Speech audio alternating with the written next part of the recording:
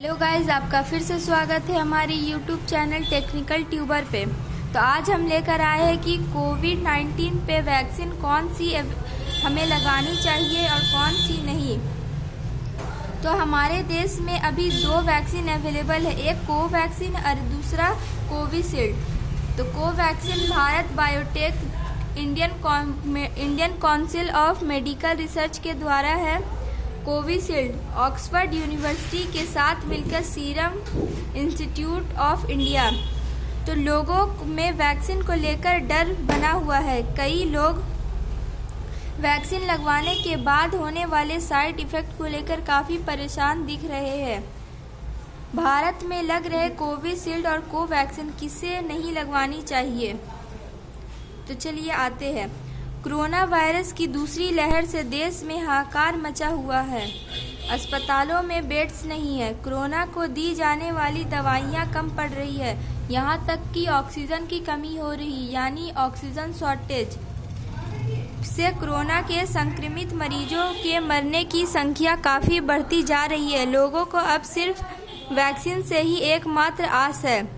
Vaccine का काम भी बड़ी तेजी के साथ जारी है। कोरोना में देश में 1 मई से 18 साल के ऊपर के युवक को भी वैक्सीन आ गया है, वैक्सीन फॉर 18+। तो ये वैक्सीन हमें इंट्रामस्कुलर में लगाई जाती है। तो कोवैक्सीन और कोविशील्ड में कौन सबसे ज़्यादा प्रभावित है? कोई भी दवा खाने से पहले या वैक्सीन लगवाने से पहले हमें उस दवा के बारे में पता करना चाहिए कि वो दवा हमारे लिए सूटेबल है या नहीं, हमें कुछ इफ़ेक्ट तो नहीं करेगा। तो कोवैक्सीन और कोविशील्ड में कोविशील्ड ज़्यादा बेटर है, पर दोनों ही ज़्यादा ठीक है। कोवैक्सीन सबसे पहले आया है, जो हमारे भारत बायोटेक के द्वारा आया है। तो सबसे पहला सवाल ये है कि आज हमारे देश में सबसे पहले लोग किस चीज़ के लिए डर रहे हैं? क्या कोविड से ठीक हुए लोगों को वैक्सीन लेना ज़रूरी है, हाँ या ना? तो इसका जवाब हाँ है। ये सलाह दी जाती है कि कोविड-19 से संक्रमण हुए लोग ले सकते हैं। ये बीमारी के खिलाफ मजबूत क्षमता के विकास में सहायक है।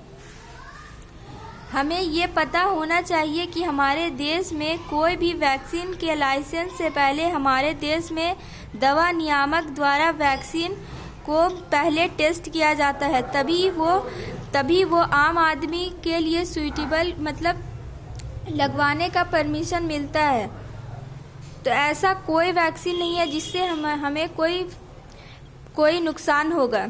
तो कोविड-19 के वैक्सीन लगाने में किन चीज़ों की ज़रूरत पड़ती है या कौन सी रूप में रजिस्ट्रेशन के लिए दस्तखत की आवश्यकता होती है?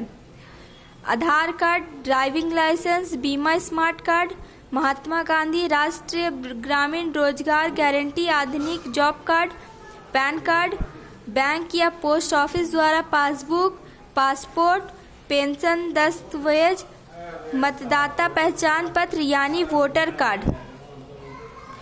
अगर कोई कैंसर, डायबिटीज़, हाइपरटेंशन आदि की दवाइयाँ ले रहा है तो वो कोविड-19 का वैक्सीन लेना चाहिए या नहीं?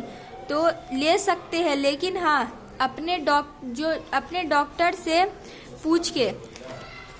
कोविड-19 वैक्सीन लेने के बाद कम से कम आधा घंटा तक टीकाकरण पर आराम करने का अनुरोध करते हैं। अगर आपको किसी भी तरह से बेचैनी या असुविधा महसूस करते हैं तो अपने नज़दीकी हेल्थ पदाधिकारी या ANM को सूचित करें। कोविड का पूरा नियम पालन करें, मास्क लगाएं, शारीरिक दूरी करें यानी 6 फुट या 2 गज की दूरी बनाए रखें। कोविड-19 की वैक्सीन लगाने के बाद हल्का फीवर, इंजेक्शन देने वाली जगह पे दर्द, सर में दर्द, बदन में दर्द हो सकता है।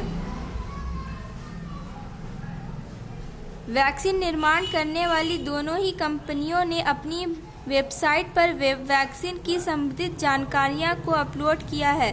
यदि आपको किसी भी बात की शंका हो तो एक बार कंपनी की वेबसाइट को भी ज़रूर चेक कर ले। तो कोविड-19 की आप वैक्सीन ज़रूर लगाएं। इससे हमारे देश में कोविड से छुटकारा मिल सकता है। Thank you. अगर आपको ये वीडियो अच्छी लगे तो इसे लाइक और सब्सक्राइब करना ना भूलें और कमेंट पे बताएं।